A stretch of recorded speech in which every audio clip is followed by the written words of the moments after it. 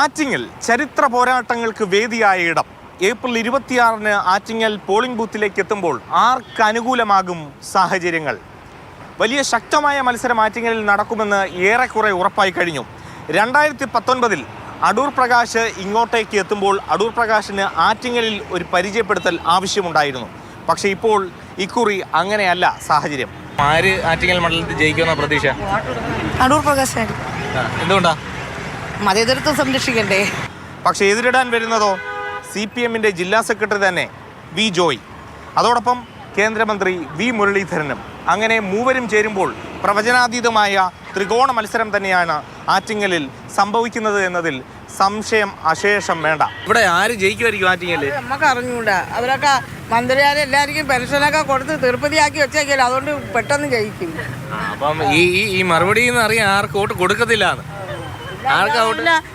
12 മാസമായി ഞങ്ങൾക്ക് പെൻഷൻ കിട്ടിയിട്ട്.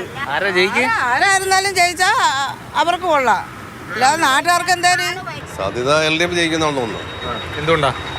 അതാണ് ഇപ്പോഴത്തെ ട്രെൻഡ് അനുസരിച്ച് അങ്ങനെയാണ് പോണത്. പുള്ളി നല്ലൊരു കാൻഡിഡേറ്റാണ് ഇവിടുത്തെ. ഇതുവരെയുള്ള ഒരു ട്രെൻഡ് അനുസരിച്ച് നമുക്ക് ആർക്ക് അനുകൂലമാണ് ആറ്റിങ്ങൽ?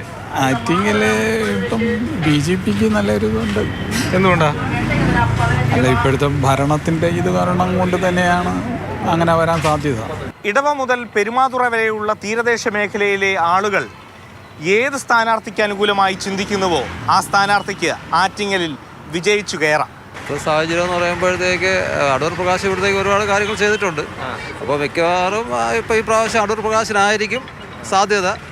പിന്നെ ഇപ്പോൾ ഒരുപാട് യുവാക്കളും യുവതികളും ഇപ്പോൾ BJP എന്നൊരു ചിന്താഗതിയിലോട്ട് പോയിട്ടുണ്ട്. അപ്പോൾ അതുകൊണ്ട് ചിലപ്പോൾ BJP ജയിക്കാനും സാധ്യതയുണ്ട്. ചെയ്യുന്നില്ല. എന്തുകൊണ്ടാ? താല്പര്യമില്ല. ആറ്റിങ്ങലിന്റെ വികസനം, ആറ്റിങ്ങലിന്റെ ബൈപ്പാസ് അടക്കം യാഥാർത്ഥ്യമാകാൻ പ്രവർത്തിച്ച അടൂർ പ്രകാശ്, എണ്ണയിട്ട യന്ത്രം പോലെ പ്രവർത്തിക്കുന്ന CPM-ന്റെ സംഘടനാ ശേഷിയുമായി വി ജോയ്, കേന്ദ്രമന്ത്രി എന്ന തലത്തിലുള്ള ഇമേജും അതോടൊപ്പം BJPക്ക് ഈ മണ്ഡലത്തിലുള്ള ശക്തമായ വോട്ട് ഷെയറുമുള്ള വി മുരളീധരൻ, ഇവർ മൂവരും ചേരുമ്പോൾ ആറ്റിങ്ങലിലെ മത്സരം പ്രവചനാതീതം. പ്രേം ശശിക്കൊപ്പം AK Stephen, Mathrubhumi news, Thiruvananthapuram.